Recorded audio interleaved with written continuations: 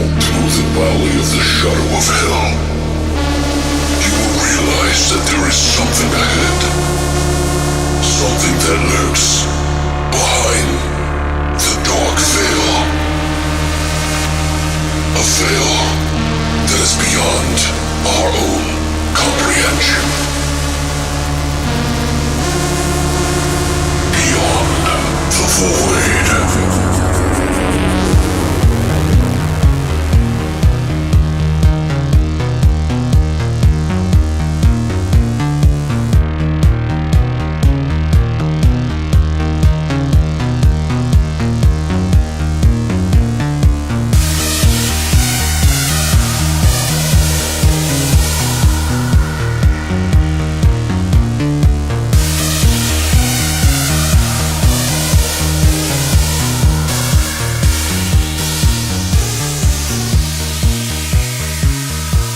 What's up, guys? And we are back for part 2 of Beyond the Void Horror Podcast. That's right, it's part 2 of our Shadows of the Ripper.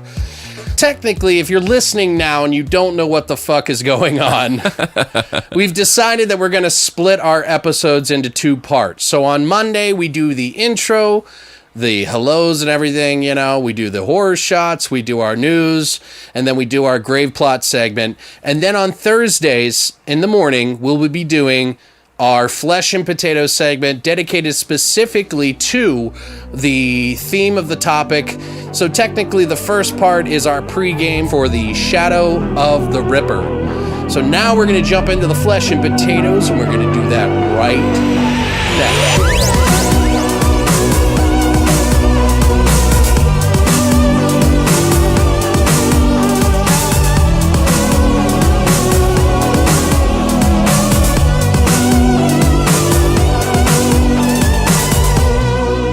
Okay, now we're back, and we hope you guys are having a great Thursday so far.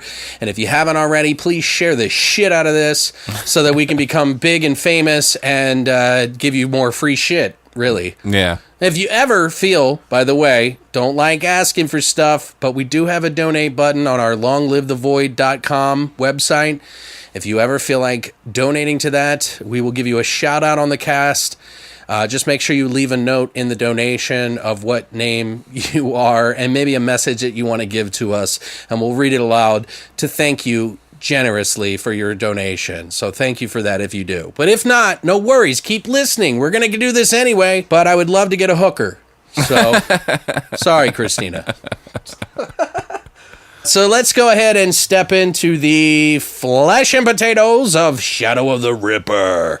Now, we decided that we were going to pick a few movies this week that we thought were kind of along the lines of the Ripper. Now, some of these movies aren't necessarily horror movies, but they are Ripper-influenced movies. Right. So they either deal with Jack the Ripper or sort of an offshoot of Jack the Ripper. One of the first movies that we're going to be talking about is Time After Time. This movie came out in 1979. And to give you guys an idea what the synopsis is, H.G. Wells, the famous author, pursues Jack the Ripper to the 20th century when the serial murderer uses the future writer's time machine to escape his time period. Which is cool. It's kind of like this mashup of the two. Right. And I don't know exactly, I looked into it a little bit as to why this started, but it was just something different. And there is a few books and novels based off of some other stuff that we're going to be talking about in the future. But this one, I couldn't pinpoint it. I did a lot of research for it. But the movie is directed by and written by Nicholas Meyer, who has also done movies like Star Trek II, Wrath of Khan, 4, the Star Trek 4, and 5, so the original Star Trek movies. He also did a nuclear holocaust sort of movie called The Day After, which I thought was really scary as a kid. The movie stars Malcolm McDowell, who is, if you already don't know, A Clockwork Orange. He was one of the main characters named Alex, like my own. He also was in Rob Zombie's Halloween and many, many, many, many, many, many more. Right. I mean, Malcolm McDowell's a pretty big name. You should probably know him. Also, it stars Mary Steenburgen, who was in Step Brothers, The Last Man on Earth TV show that is currently running, and Back to the Future 3. She really loves time travelers, apparently. Oh, dude. And we'll get into that more. Yeah, I digress. But Mary Steenburgen has a fetish for fucking time travelers. Let's just put it that way. Yeah. David Warner also plays in this. He's kind of the antagonist. He plays Jack the Ripper. He was in Waxwork, The Omen, Time Bandits, Tron, The Man with Two Brains, TMNT 2, Teenage Mutant Ninja Turtles 2. He was also in a few other Star Trek films, too. So it's like kind of coming full circle. He was a character. He was an actor that the director obviously liked. Right. But yeah, what did you think of this movie in particular? Had you seen it before? No, this is the first time I've ever seen it. Okay. At first, I really didn't know what to think because it is like a 70s film, but it was really, really good. Everything about the characters, everything was just felt like it was very organic. It didn't feel like it was forced. It felt very natural. Did you see the first Time Machine? Did you see the movie The Time Machine? I did. Back in the day, that was written by H.G. Wells. Yeah. Yeah. Yeah, I did. So it's very similar in the beginning, almost a little bit. A little bit. Like all the gentlemen are sitting around having a man party of some sort, and they talk about the time machine, and then H.G. Wells goes off. Well, in this one, it's a little different. H.G. Wells is talking to all of his gentleman friends, and one of them happens to be Jack the Ripper. Right. And then he steals the time machine and it gets sent back to him. And then he goes chasing after him in the future. It's an older movie, but I liked it too, man. Yeah, it was good. And it's so funny because when Christina watched it with me, and she was like, fine, I'll watch it, like, no big deal. She's like, haven't I seen this before? And I was like, probably. I get that from my wife all the time. Yeah, I'm like, no, you haven't seen it yet. She did see it, though. Because I think we watched it like a year ago. She was like, Oh, was yeah? it like a year ago? I was like, yeah, I think so. It was about a year ago today. But yeah, man, I don't know. I love it's like this nice mix of two different stories. Right. It's so original by taking two really big stories and mashing them into one. And I think it does a really good job. And It's a seamless job, yeah. it really feels like it would fit in today's, I don't know, storytelling. Oh, it would. It would, and it'd probably be told a little bit better. Well, I don't know. Now, to give you an idea, ABC, the TV show here in America, actually has a new show called Time After Time. Oh, no. And it is literally an updated version. I found this out while doing my research. Okay. Came out in March 5th. Oh, man. So it's been out for weeks now.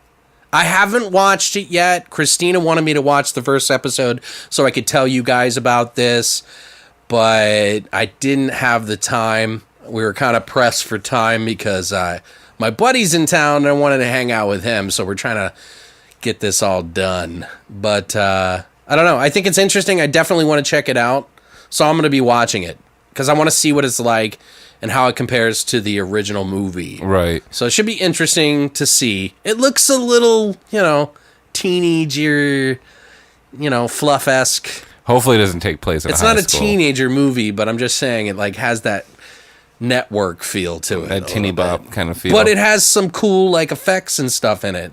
So it's like they have a little bit more of a budget. But I watched the trailer, and we'll post the link below to the trailer for you guys so you can check that out.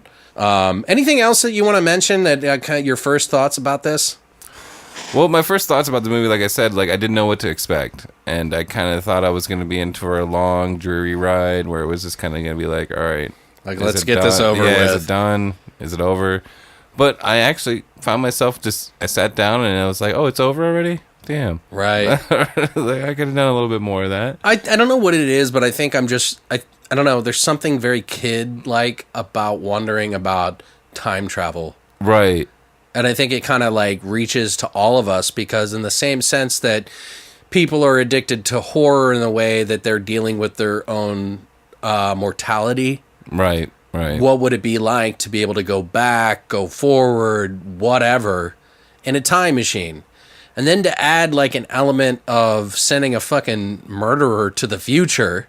Yeah. Which, I guess he's a serial killer. Right. No, he's not the biggest serial killer, but he was one of the big first ones that got a lot of notoriety. Right. I think he killed like 8 people originally. Like, Was it 8 total? I think it was, yeah. So I just think it's really cool that they took this little spin with like H.G. Wells and mixed it together somehow, and it's just fascinating to me. And it's like one of my favorite kid movies because I remember watching it. And there's some actual gore in this, nothing Too fantastic. Yeah, no, like most of the camera work is turns away Right.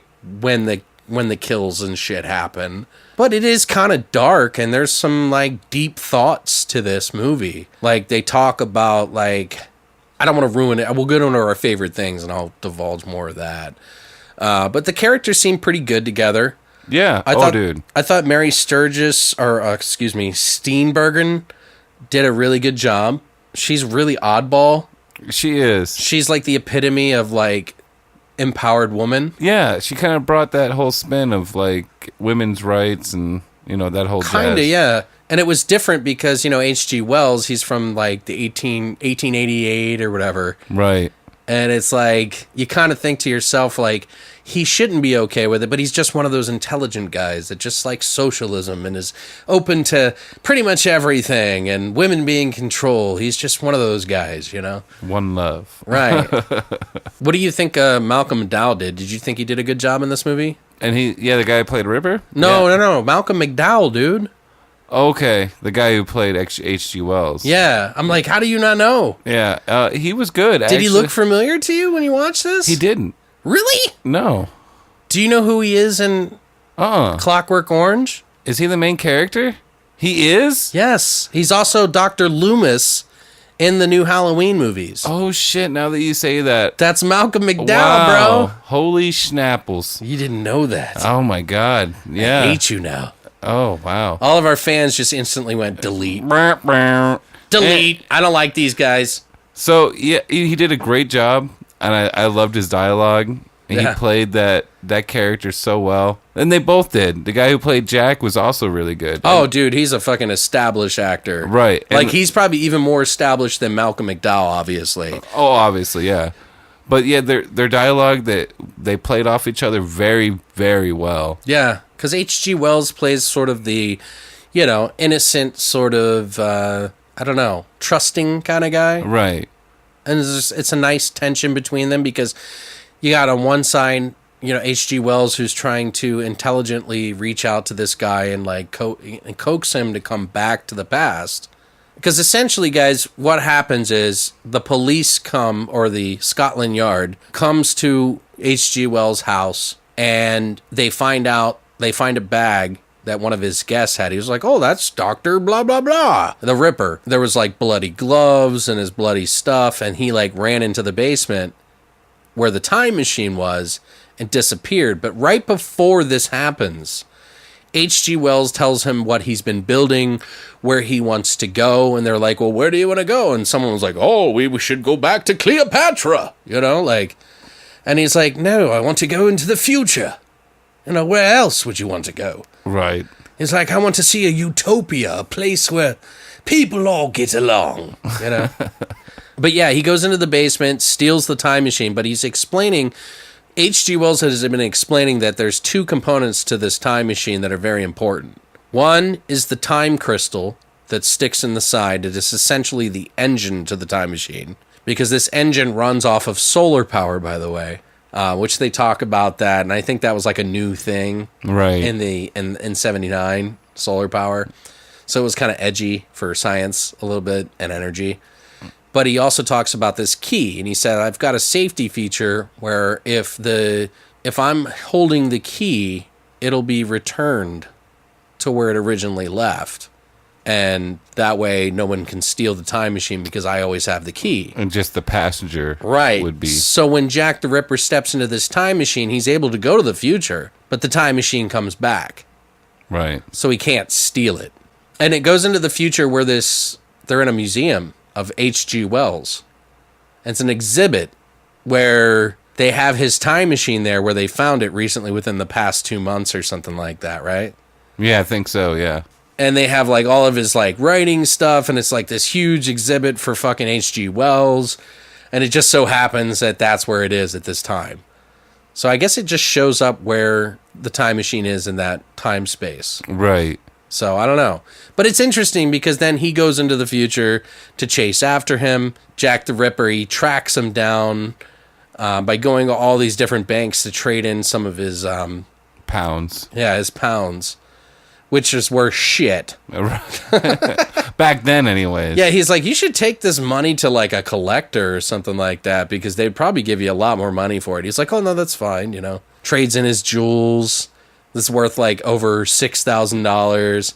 And then the guy's like, I need an ID. And he's like, I don't have an ID. And he like, wouldn't give it to him. Right. But he meets Mary Steenburgen, who happens to work in a bank, who trades currency. And they instantly kind of fall in love. Well, H.G. Wells and her. But Jack the Ripper went to her before. And that's how he tracks down Jack the Ripper. On some of the trivia on this, it's kind of interesting stuff. Malcolm McDowell and Mary Steenburgen actually fell in love after this movie. No shit. And got married. Wow. And the funny thing is that the director wanted to keep them apart so that it was as authentic as possible, their first meeting. Okay. But they actually truly fell in love in real life. That's crazy cool. Yeah, it says they were married from September 29th, 1980, which was directly after the film released, to October 1st of 1990. So they were married for like 10 years almost. He had no idea that they would actually truly fall in love. They apparently got divorced, you know, it wasn't all hunky-dory. But I just thought it was kind of interesting, you know? Yeah, it definitely is. Screen love. I mean, say what you will, that lasted longer than most Hollywood relationships did in like today's era. Probably. But yeah, but divorce is like a common thing now. Right. I realized that when, like, I don't know, 10 years ago, there was, like, the divorce store here in town. Oh, it's like, pull on up and get a divorce, you know? Like, I'll have the number 5. So, divorce with alimony, the house, and car. Yeah. Yeah, so I'll have the number 5, please. You know, it's like, fucking world, man. I'm not saying, like, I mean, I'm not married, but... Yet. Well, I don't really feel like it's necessary. Like, I know I love Christina. I want to be with her. And I'm kind of somewhere inside worry by the labeling of it. Okay. I don't know why. I know it sounds stupid. You get over it real quick. Well, we'll see. But anyway, I digress. Funny thing about Malcolm McDowell, while he was doing this movie, or before he did this movie, he actually listened to real recordings of H.G. Wells to kind of prepare for the role. And apparently Wells's voice was really high-pitched with a Cockney accented, so he decided not to... Do the whole Cockney thing? Yeah. Hello, this is Charlie. You know, I write books and I don't sound right. You know, like, I don't know, like, it's real shrill. Right. Kind of makes sense, right? Like, because I think his role as H.G. Wells is just so, like, kind of how you picture him. That's exactly how I was thinking, dude. That's exactly what I thought when I saw him. Like, I wouldn't be like, I'll make a time machine, we all go right. I don't know if that's Cockney or not, but it's definitely me being a cock. But yeah, no, I definitely liked his role. Like, I thought he did a really good acting job. Yeah, for sure. Actually, in the movie, they don't really ever refer to the name of the time machine, but it's actually called the Argo. Really? And it's on the front of it. You see it in the movie. It says the Argo, or just Argo. It was named Argo in the book, but he never references it as Argo. Just calls it the machine or the time machine. Right. That's it. You know the song, Time After Time? Yeah. And you love, and you feel, and you won't follow. Time after time. Cyndi Lauper, right? Yeah. Did you know that song was actually based off this movie? I did not. Well, the story isn't, like, just the name. She literally flipped through a TV guide. Oh, so what's on today? Yeah, what's the name for a song? And she saw Time After Time and made it a hit. And then just decided, well, we got to fit Time After Time into the fucking thong somehow now, too. But didn't they use it in, like, something else? What, Time After Time? It wasn't in Goonies. Definitely an 80s flick. I just can't narrow it down. I can't. I thought it was in a movie, but I just can't think of it right now. Right. Anyway, you know who else was in this movie, though? They got their first starring role? Who? Corey Feldman. Where was he? He was the little kid when they show up in the future. Oh, that was looking at the exhibits like, Mommy, there's a drunk man inside the machine. Yeah. Oh, shit, dude. You didn't recognize him? No.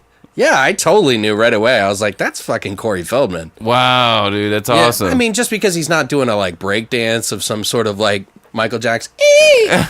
Samo!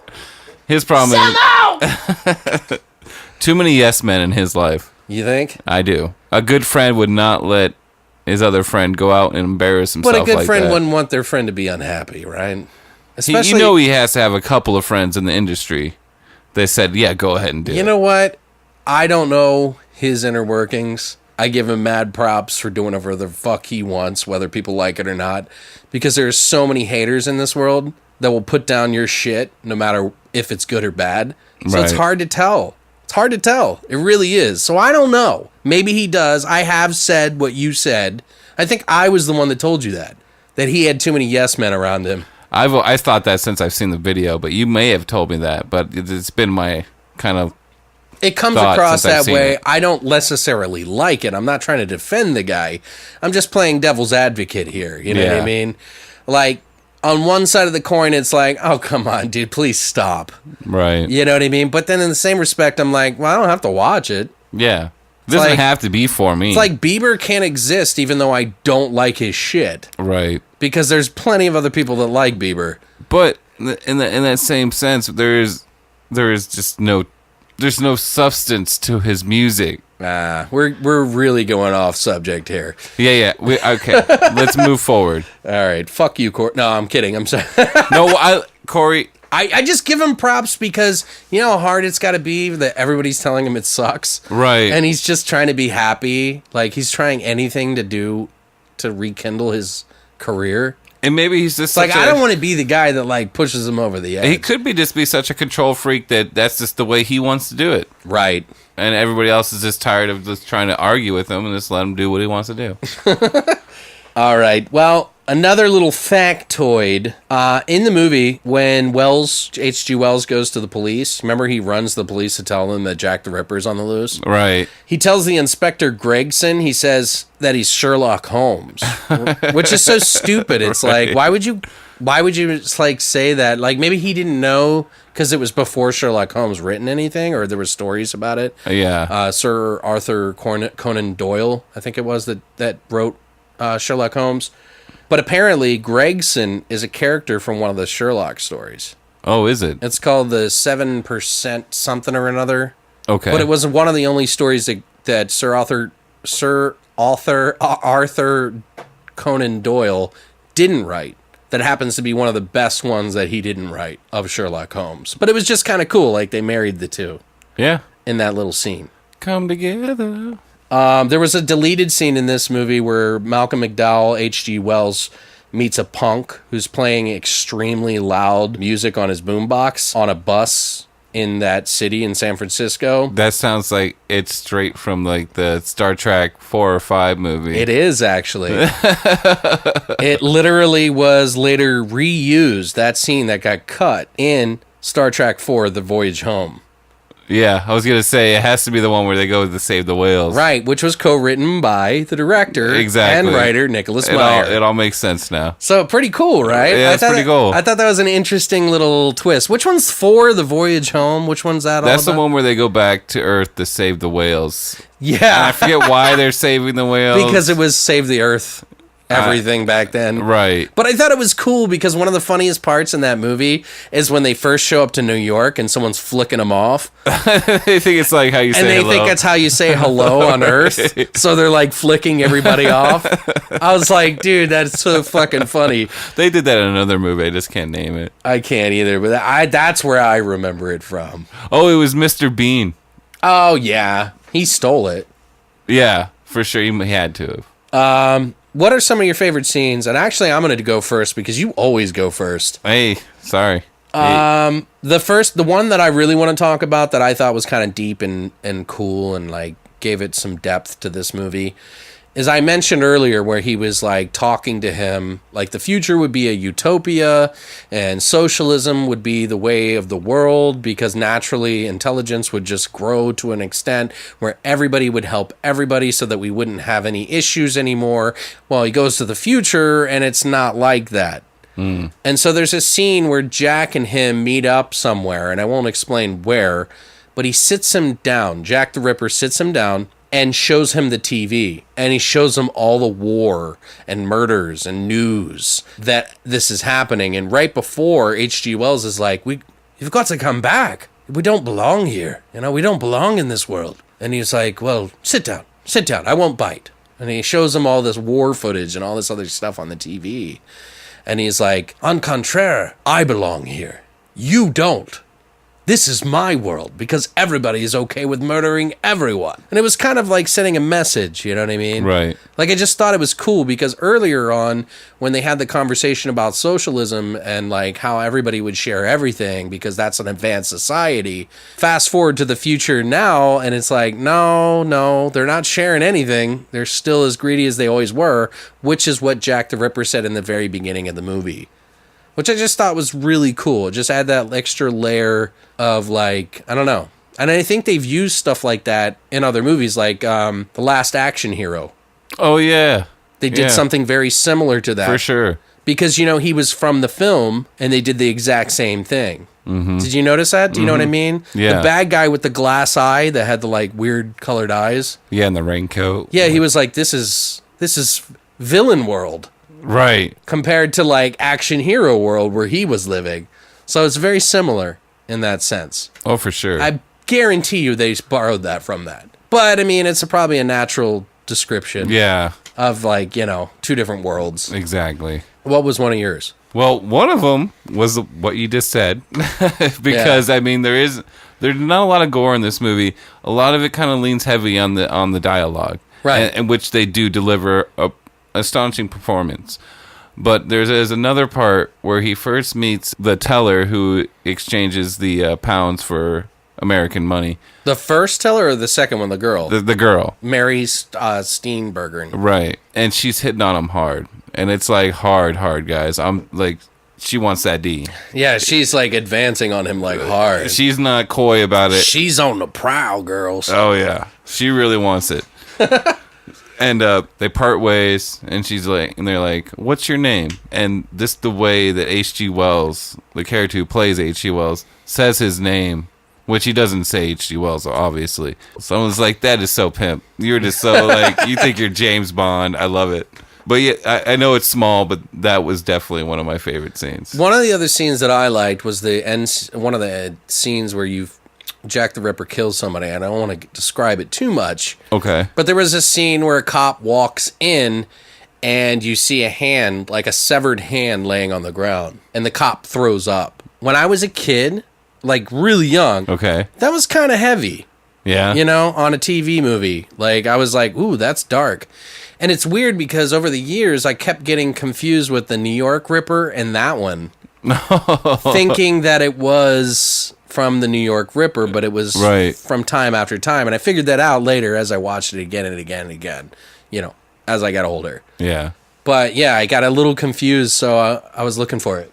But that's pretty much it. I mean, the whole movie is really fun. It's not exactly a horror movie, but as far as Jack the Ripper goes, it's a very notable one, in my opinion. Oh, yeah, for sure. One of the most creative ones. There is another movie that we want to talk about, and I just mentioned it, which is Lucio Fulci's The New York Ripper. Now, this isn't Jack the Ripper, but it's loosely based on it. It has some of the similar tropes of Jack the Ripper in a way. Right. But more of an updated version, an Italian film trying to dress itself up like an American film, trying to dress itself up like a London film. So it's like 3 degrees of Ripper. You know what I mean? Yeah. Like, it's really weird. But it came out in 1982. Like I said, it was directed by Lucio Fulci. The story is a burned-out New York police detective teams up with a college psychoanalyst to track down a vicious serial killer randomly stalking and killing various young women around the city. It stars Jack Headley, Almanta Suska, Howard Ross, and believe it or not, there's a quite a few faces in this that you would probably see in other Lucio Fulci films, which he's pretty notorious for doing. Right. One of the guys from City of the Living Dead, one of the guys from like The Beyond, like there's just a ton of people. Which, in my opinion, is probably a smart move because you know what they can do, what their boundaries are, you know, and they're kind of used to working with the same director, so it's probably for the best. I think so. I mean, I think I don't have any problem with it. A lot of directors end up doing that because they know how they work well with somebody and that someone will do the lines and everything that the way that they like to do it. So that's why they recycle them in other movies. It happens a lot. It happens all the time. Oh, yeah. But I've definitely seen far worse films in Lucio Fulci's arsenal yeah. than this movie. I don't know if I should get into this right now, but the only thing I really didn't like is the dialogue gets a little cheesy from here and there. Oh, it totally does. But you kind of expect it with his films. Right. A little bit. It's a little bit more prevalent in this film, but other than that, it is a really good movie. I think so. I think it's a pretty decent movie. I think it's got some really good gore. It has a really good whodunit feel to it. Oh, dude, I was guessing the entire way through. Right. I just kept on being wrong. I was like, damn it. It seems a little bit more organized than most of his stuff. Not as surreal, although it does have some really weird shit in it. Yeah. It's not as ambiguous as maybe some of his other films are. Yeah. There's like, well, I mean, it has a kind of sad ending in a way. Yeah, it really does, doesn't it? It just kind of leaves you kind of like, what the fuck? What did you do that for? What did you think, though? I mean, overall, it was good. Like I said, it's great whodunit. Like, I was constantly like, no, it's her. No, it's him. No, it's her. No, it's him. And then I was just like, I don't know who the fuck it is. Just tell me already. It's got like a cool little whodunit thing, but they slather on a lot of sex. Oh, dude. I was watching this film last night, and my wife was sitting next to me, and she was doing work, and she was kind of glancing up at the TV once in a while, and she's like, what are you watching? So I told her. You're like, baby, you're interrupting my jerk session. Right. You mind? I'm trying to fucking flesh one out I'm trying to snap one out, lady. Jesus. Who are you? I'm just kidding. What are you doing in my house? You're so high, you're just like... What are you doing in my house? Who are you? Jesus. But, yeah, she called it. See, I would see that as a good opportunity to strike while the iron's hot. And just drag you by boner up to the fucking bedroom or wherever. Just do you on this couch. Kelly, take note. So, she ended up calling it a schmut film, which made me laugh. A schmut? Smut. Oh, smut film, yeah. Yeah. That is a sexploitative film. It's smut or snuff. It's snuff. It's exploitation. Yeah. It is definitely exploitation, but it's not the worst exploitation film. No, there's definitely worse out there. Yeah, I mean it has sexploitation, it has pretty graphic scenes, pretty brutal. Yeah. That last scene, dude, the last kill scene is definitely, well, I wouldn't say it was the last kill scene. Second to last kill scene was pretty brutal. Now, I don't know if this is true or not, but supposedly in the UK, this movie was edited very heavily. They weren't too fond of all the sexual or violent nature of it. Right. And they cut it down quite a bit. And from what I've heard and what Wiki says, as far as what's it, a 45-minute movie? No, I don't know about that. I don't know how long it is, but I definitely know that there is not a full uncut version in the UK as it is today. Wow. So the Blue Underground one that I have on Blu-ray, I'm assuming is fully uncut, but apparently there are some scenes in this movie that had much more gruesome, much more elaborate deaths. Really? Yeah. That went a lot further than it should have gone, probably. Oh, wow. So, and I don't want to ruin, we'll talk about it in maybe some of our favorite scenes to just kind of get through this to get you guys all worked up, juicy. You can flick that bean right now. There was an extended scene, like I said, for that flat razor scene, though. Oh, that's the one that...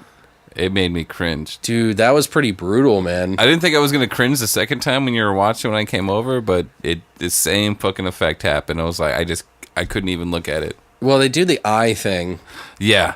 The eye thing is pretty brutal. The eye's moving around as he's cutting it. Ugh.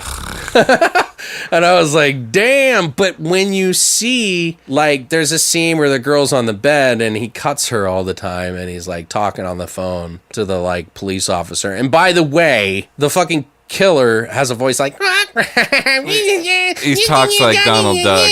And he's like Right. quack, quack, quack, quack, quack, quack, quack. Everybody says he has a duck voice, which immediately when I hear this voice, I think of another movie called Student Bodies, which is like a comedic, sort of like Airplane-esque style slasher movie. Okay. Because essentially what this one is a slasher or a black glove giallo where you don't know who the murderer is. It is like, it's a kind of along those lines. It's not necessarily horror, it's more of a giallo. Takes place in New York. That scene is pretty fucking worth the whole thing. Yeah. There's There's some really other cool death scenes, but the voice thing was really weird. I don't know if I was getting into it too well, but right. You really didn't know who the fuck the killer was, so I guess that was their way of covering it up. You know what I mean? Because if he's talking all the time, you can't have the same voice. Well, you thinking back then they probably didn't have those things that change your voice when you're talking to a receiver, so you had to disguise it. Do they have those? Like, what? Yeah, you could buy them. Do you belong to some sort of slasher club or something? Yeah, I like to call people up in the middle of the night and then snap one out while they're yelling at me. Dark. You figured me out, man. It's fucking dark. There was a scene in this movie where like two people were having sex on a stage in the like red light district area of like New York. Is there a red light district? I don't know, whatever you want to call it. I just don't know what it's called. But it's like where all the sex shows happen. Right. All the peep shows and all that other shit where people jerk off in the audience and shit. Squirting their mouths and whatever the fuck else. But one of the actresses in that scene, her name is Zora Korova, and she did the stage sex scene. Yeah. And she said that she was hired without like any kind of audition. She just got hired. And she'd never worked with Lucio Fulci before. So when she got on the stage, it was like her first time actually meeting him. And I was like, okay, this is what you're wearing. You're going to have sex on the stage now. And go ahead. It's like, she was like, what? So you just hold like an empty hanger up? It's like, this is what you're wearing. Yeah, no. Because she wasn't wearing shit. Well, she had to go to the wardrobe and get changed and shit. So I'm sure she kind of had an idea, and then they probably gave her a script, but she didn't know until she was actually there. Right. So, and it was a pretty, I don't think it's even the worst sexual scene. Yeah, I've seen worse. And she's just like riding a dude, like this biracial guy. And they don't show penetration or penis or vagina. Well, they do show like vagina muff and like a little dick. Just a little muff. There's some dick in there. Is there some dick? Yeah, I saw some dick. I got excited. You got a keen eye for that, right? Yeah, I was looking for it. I was like, well, sometimes I do because I'm like, are they going to show dick? Did they just show dick? So then I save it, spank bank. Here we go. And then I go and clickety clack. Yeah, clickety clack. What the fuck? My dick's not a fucking erector set. I don't know what I'm getting at. Anyway, but the fucked up thing is she did that sex scene with the guy, and apparently he was gay. Yeah. She said that it was like really, even though it was like one of the most awkward things she'd ever done in her acting career, she said that he was more upset about the scene than her. And they had like a quick talk about it. Like, and she said that they talked about it, and she was like, okay, we can either do this several times or just do it right the first time. And so they both agreed on it and went to town.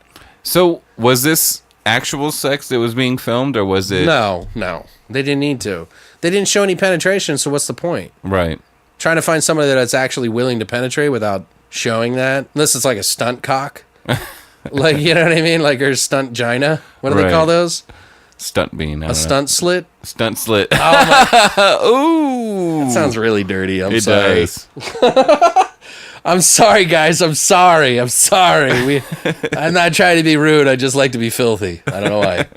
But apparently, she ended up becoming friends with Lucio Fulci, and he did like to put his actors through the ringer. Like it wasn't that he didn't necessarily have the respect for him, but he was like, I'm paying you. This is my art. You're going to do it. You know what I mean? She got a lot of shit from like the press and stuff about doing it, and she never ended up doing it again. But she was like, "Hey, you guys aren't paying my bills, so what the fuck? Right. Like, don't tell me what I can or cannot do with my acting for someone else's art." So she took it on the chin. She was, well, not physically. I'm just saying. You know, she's.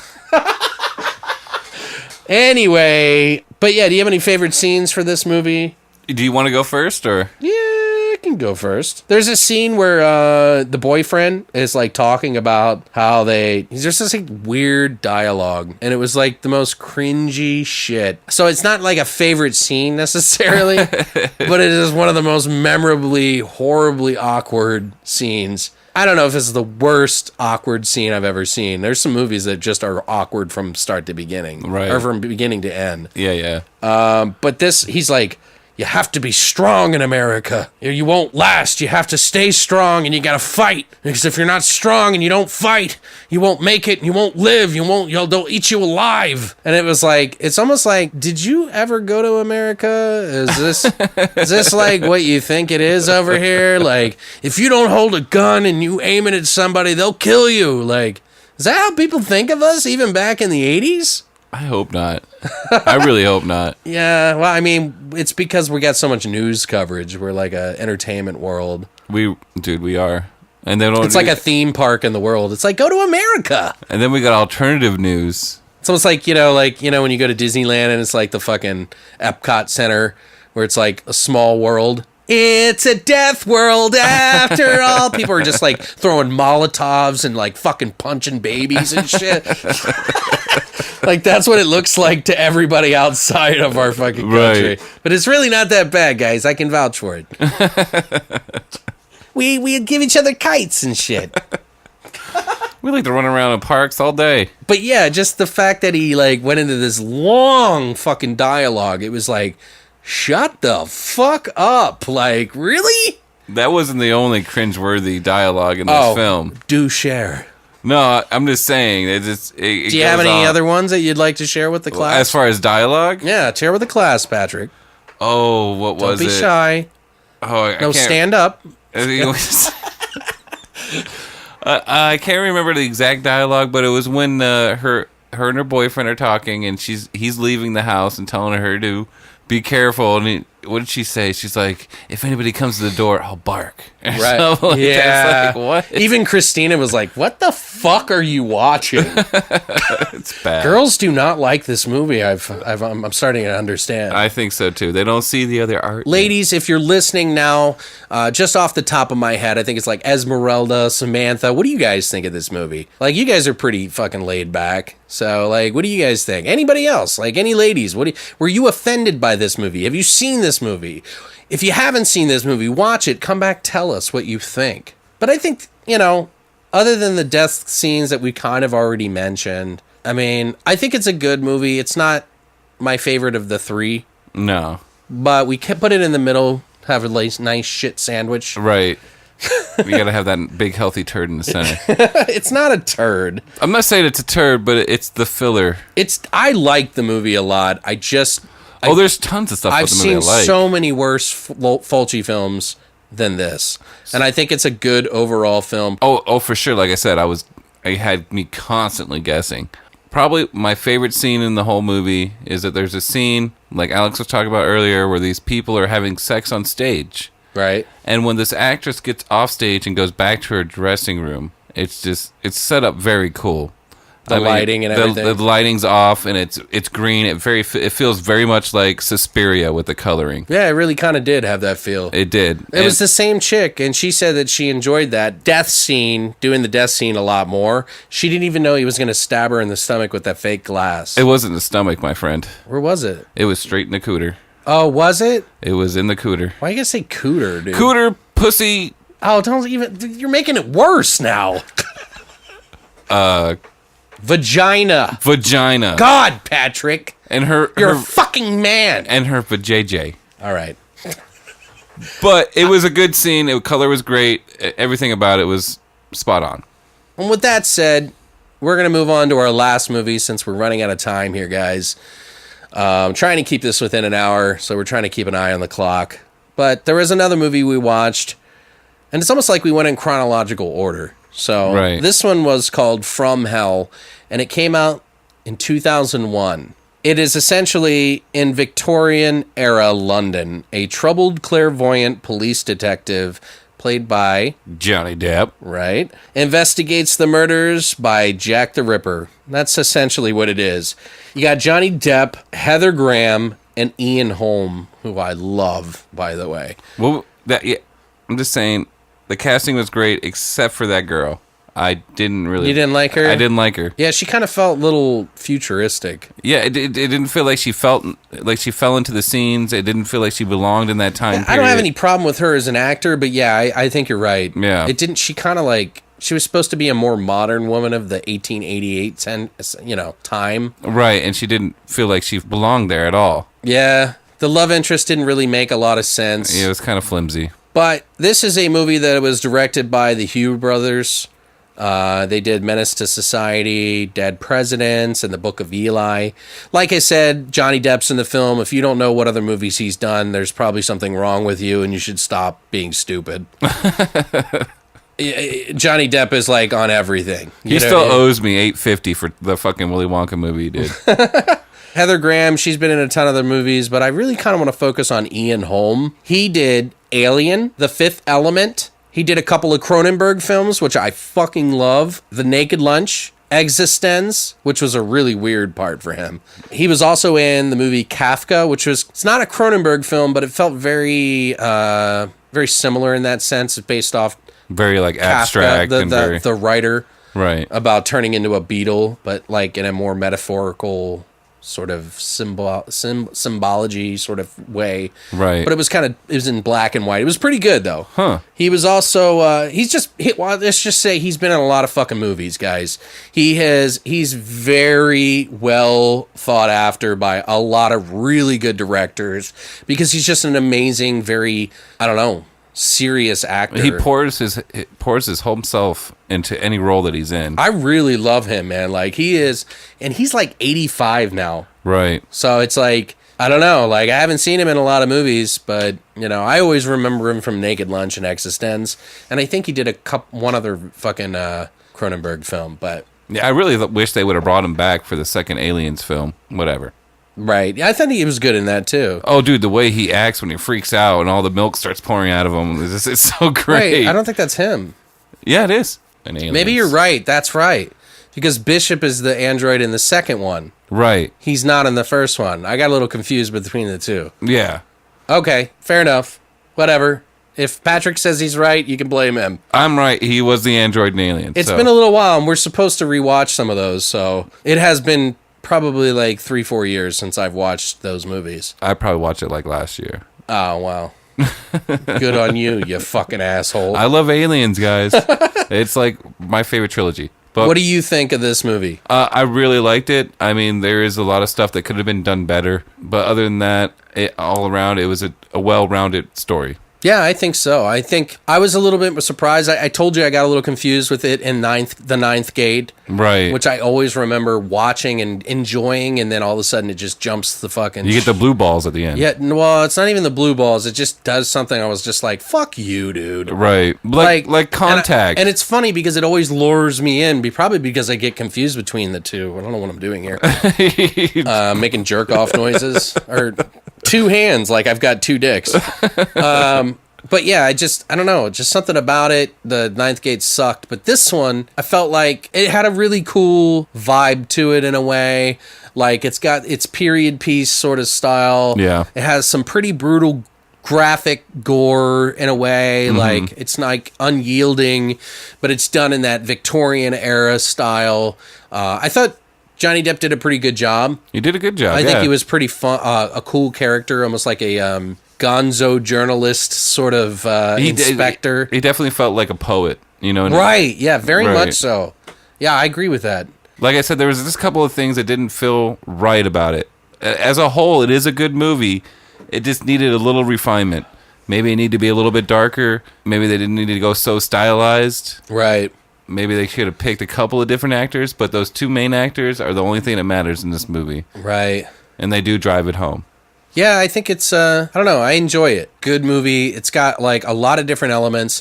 It actually delves a little bit deeper, and I don't mean to compare it to this, but if you guys have ever seen the producer's cut of Halloween 666, it reminds me elements of that. Almost Really? like, because Michael was like forced to be evil in a way. They use like runes, and they like made him to be the second Satan coming. That was the Halloween movie that they advertised all over TV and then never made it to the theaters. I don't know. So I what remember you're seeing talking trailers for it, but I never remember Halloween actually... 6 is with what's his name who plays Ant-Man. Rudd. Paul Rudd. Paul Rudd, yeah. Paul Rudd, one of his earlier movies, he looked like a rebel teen. He was the kid. He was Tommy across the street. When from the first Halloween, Right. who saw, like, remember when she was babysitting? Yeah. She was babysitting Tommy and that girl. Yeah. That was Tommy, and that was number 6. But the producer's cut, while it's not, I don't really consider it to be part of the whole Halloween thing. Trilogy. Right. But it just goes into trilogy. this, no, not trilogy. Yeah, Yeah, it'd be more than that. Into the whole series. Like, I feel like it's still kind of interesting to see a different spin on it, even though it got cut. Like, it goes on into this, like, weird, like, satanic shit. And From Hell actually does a little bit of that in this movie. Yeah. They get into the whole Freemasons. Yeah. They get into Satanism. They kind of make him into this sort of supernatural character. And which you kind of, like, I was kind of talking to you about that, and I didn't know that I kind of had a hunch, but Right. you kind of solidified that for me, that there's a point in this film where you see this character change. Right. In a certain way. I'm not going to tell you how, but he just becomes a different person. Well, it's almost like he's possessed. Right. And I don't want to spoil things for you guys, but this is an interesting subject to talk about. So if you don't want this ruined, you may not want to listen to this part and then just come back in like 5 minutes or something. But I really think like the story is so weird because you see Jack the Ripper going around killing people in these brutal ways. He gives them grapes. He feeds them laudanum, which makes them calm. So Well, he puts in the absinthe, he puts the laudanum. Yeah, he puts laudanum in there so that they chill out and kind of space out a little bit right before he fucking rips their throats so they can't scream. And then he starts stealing organs like vaginas. Genitals. Show me your genitals. Your genitalia. Show me your genitals. Genitalia! Yeah, but no, yeah. I mean, it's dark. I don't really. First of all, I've said this in a lot of things. Like, I'm not a huge period piece kind of person. Right. Like, I can get into it, but it just doesn't connect with me on a horror level. But as a story, it's cool. I don't get scared by it.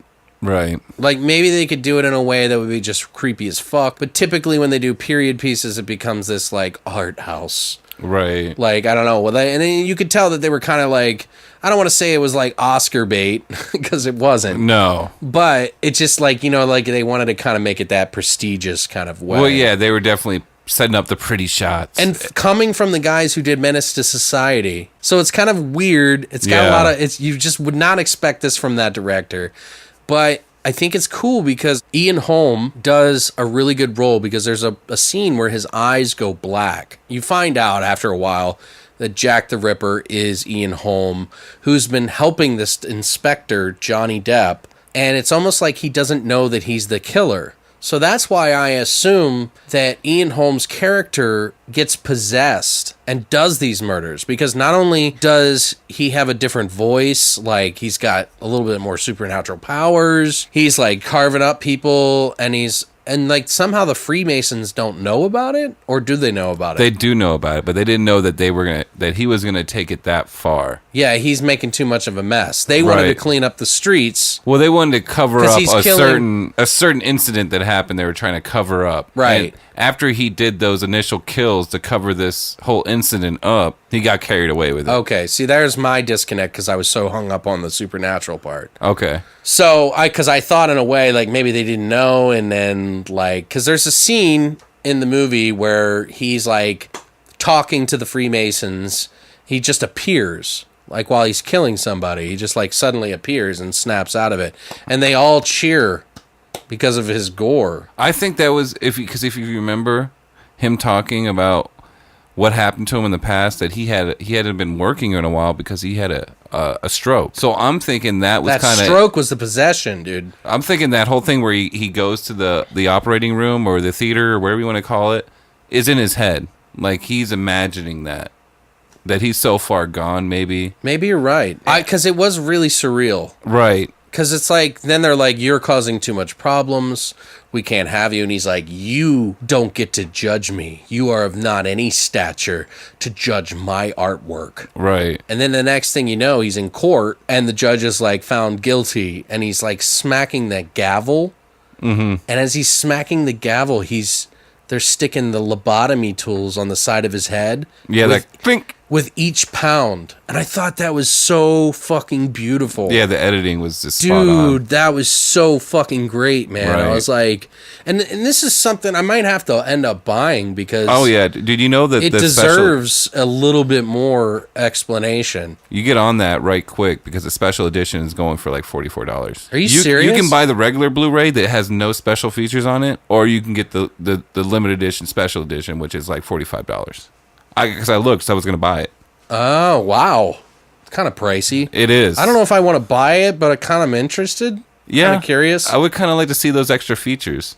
To give you guys a little bit of trivia on this, because we got to wrap this shit up, put a bow on it, and fuck the shit out of it. There was they took a lot of care with this movie, and you can tell, like, there's some layers to this movie that you could maybe interpret something a certain way. Like, just as me and you had two totally different experiences in a way, right, lets me know that there's more layers to this than... It's an engaging movie. Mm-hmm. But they said that in order to reproduce the actual sites of the Ripper murders, they had illustrations and actual photographs from 1888 that were used. Oh, that's awesome. So, I thought that the girls that died, all the hookers, or what do they call them? Oh, man, what do they call them? They call them non-something or whatever. I heard one of them call them some kind of like hop-a-tail or... non-competes or non... Right. I can't remember. But anyway, they used real photographs, and I thought their faces looked like kind of like dolls. Mm-hmm. But I guess those were real... No shit. Real pictures, dude. So, but there was a lot of similar care that was used to reproduce the wounds inflicted upon the Ripper's victims. So they used...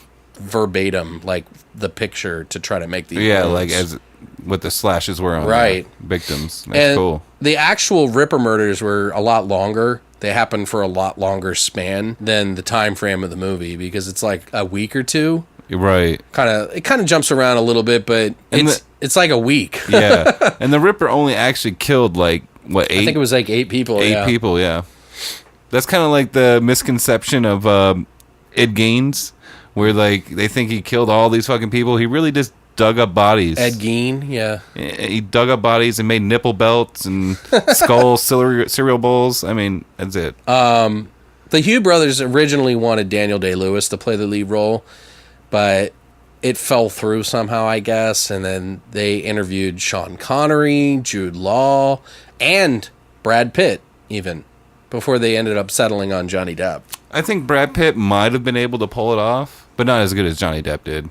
I don't know. He has a little more poeticness to him. Exactly. Yeah. And I don't know. Sean Connery might have been a little too old. Yeah. Jude Law, maybe. Jude Law, yeah. I'm going with Jude Law. I mean, they Brad seem Pitt. like all decent picks, but Sean Connery's like the oddball of them all. Right. I love Sean Connery, and he's not acting anymore, but... Maybe as a Ripper. Right. And like I was saying, I mentioned in the New York Ripper... This movie was From Hell was based off of graphic novel by Alan Moore and Eddie Campbell. And while some of the scenes are straight out of the comic, the approach is entirely different. Right. So the comic's not as a mystery so much as they made it in the movie, but it follows the killer throughout only considering Inspector Aberline and a few chapters in the second half. So they didn't really put him in there. The psychic is a separate character in the book, actually. So they kind of combine two characters to kind of try to make it interesting or maybe throw some of the fans of the comic book off. I don't know. And it also admits that the first few pages that his visions are imaginary. So that the psychic doesn't really actually have psychic powers. He just trips out. Right. So maybe it's just like him thinking who it might be or something like that. Right. Which, to be honest, I think it's a cooler that he did have visions and that he was an inspector and also a psychic Right. who's trying to battle with his craziness by And drinking. his drug addiction. Yeah, right. I thought that was, I mean, it does make for an interesting story in the movie, I'm saying. I haven't read the comics, but maybe I'll check them out. Yeah, it might be cool. Some of the favorite scenes, I want to go over that real quick before we end it, and then we'll call it quits. What I was saying about the gavel hammer. Yeah, right. He's being lobotomized. Why he's being lobotomized on 3 parts of his head. Yeah. If you notice at the very end of the movie, and the spoiler alert, his eyes aren't black anymore. Because halfway through the movies, his eyes turn black. Right. Ian Holmes' character. But at the very end, after he's been lobotomized, it's almost like the demon left him. Do you see what I'm saying? Yeah. Like, I feel like the Freemasons were dabbling in Satanism of some sort of occult. And maybe that's what they were trying to pin. But I thought that's just seriously one of my favorite things about the movie. Well, they definitely had to be dabbling in witchcraft because I do mention the symbol is somewhat of a pinnacle. Right. And there's like all these rituals and stuff, but I Right. don't know that that necessarily was religious based. Right. Freemasons are like completely, it's like a completely different thing. Yeah. But they use some of the real ceremonies and they actually have like some of the words, they use the words and like ceremony in it. So it's pretty interesting that way. What about you? What was your other favorite scene? I want to hear your other one. Oh, the carriage wreck scene. Oh, dude. Oh, man. It's so Dude, good. that's fucking great. Oh, the guy in the wheel? Yeah, Johnny Depp is getting kidnapped in a carriage, and Johnny Depp kicks this guy out the window, and he's like hanging out the window, and he starts to fall back, and like his face hits the fucking wheels. And the spokes. Yeah, the spokes are and just ripping his face. It's just like punching his face and like ripping off his face. And then the fucking carriage turns over on the side that he's leaning under. Right, because the wheel comes off from his face hitting it so much. It like the wheel loosened pops off. it, yeah. Right. And then it just starts dragging his body, and you see his head bouncing on the cobblestone, dude. I was like, what the fuck? I was like, this is amazing. It's the slowest wreck I've ever seen. Right. But just cool. I was It like, was really fuck cool. yeah, dude. I mean, aside from, removing people's vaginas and stuff. Wasn't really my favorite scene there, but the cobblestone face man. It was great. Yeah, he filled in all the pocks with All like the all of potholes. his all of his like missing stone, his like face and jaw and shit are now buried deep into the cobblestone. Deep. So, What about you? Probably one of my favorite scenes is first time you see Jack the Ripper kill somebody, and just to give you guys something, you don't see anything, which is probably one of my favorite parts of it. She pulls this hooker off the street into the darkness, and all you see is just the knife, Right. And just him stabbing her. They did And a good job of that. It looked really cool. That's one of my favorite scenes. And my other favorite scene, I would have to say, is when he's talking to his when Jack the Ripper is talking to this guy that helps him collect these hookers.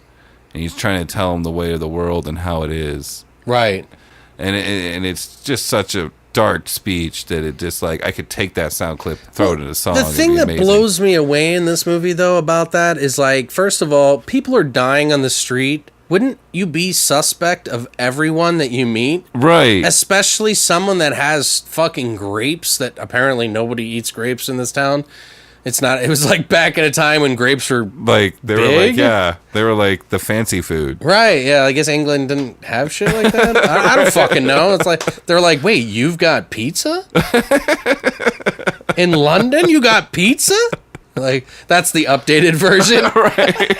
But it's like, dude, bitch, what are you doing? Don't get in the fucking cart. Like, don't go. He's obviously creepy. Do you not get the vibe? You talk to people all the time. You know their state of mind. Like, what are you doing? This guy's creepy. His voice is creepy. Not only was that, but his carriage is fucking creepy as fuck. Right. Yeah, it's got this, like, every time that, like, the footstool comes down, it's like... Right. It's like Yeah, it's kind of cool. I and the like that. lanterns on the side, they got the green glass, so it looks like green flames coming Right. off of it. It's just creepy. Pretty cool, though. Yeah. Another cool scene is like every time they show the fucking the record player and that song that they're playing on it, it's just so creepy cool. Oh, every time he's in the, chasing the dragon. Right. And he's in the fucking opium den, and he's like fucking, every time the music will come out of the fucking, what do you call him? Oh man, is it xylophone? No, it's xylophone is the fucking ding ding ding ding with the fucking phonograph. phonograph, some sort, and it's like a record player with the fucking huge trumpet on the end. Right. And you see the music come out, and it slowly pans out, and then he's like puffing and zooming out, like it's like like 60s style, like woo. I don't know. Yeah, I thought it was cool too. Yeah. Everything about this movie, it's fun. It's not a really amazing movie, but there's something to it that I definitely feel like I've not given it enough credit for now. So it has moved its way up. Right. After watching it again, there is some flaws to it. It does have some weird pacing. It does have some unnecessary fucking characters, forced love interest yeah, bullshit. Yeah. Like, it was a nice attempt, but it didn't. Right. It just didn't fit. Valiant. Valiant effort. Thank you. But yeah, it just didn't fit in my opinion. Yeah. Heather Graham didn't.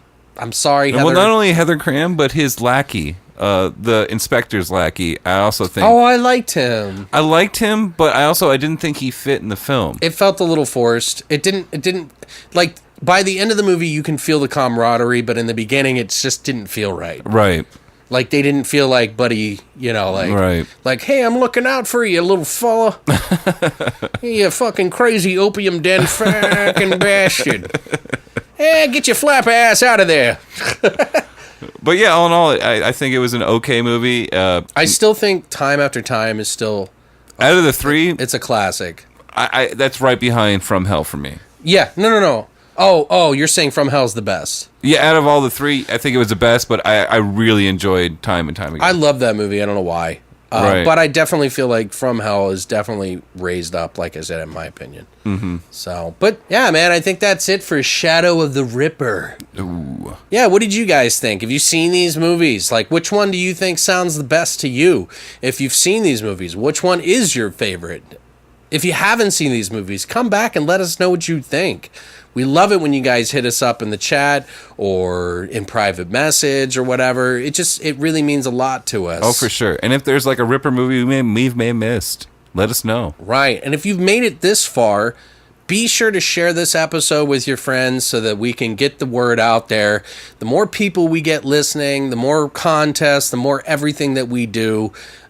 We really love this shit, man. I think we're 38 episodes in now.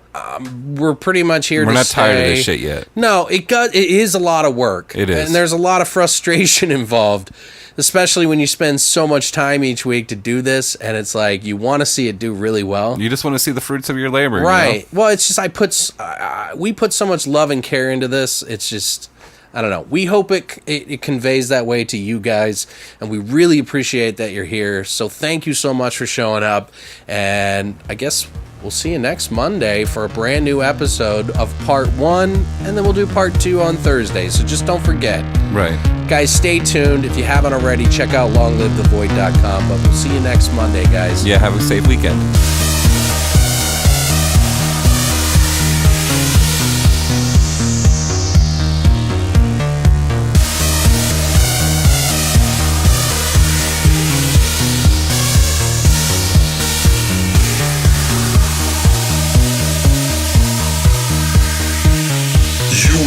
Listening to Beyond the Void Horror Podcast. Tune in every Monday for a brand new episode.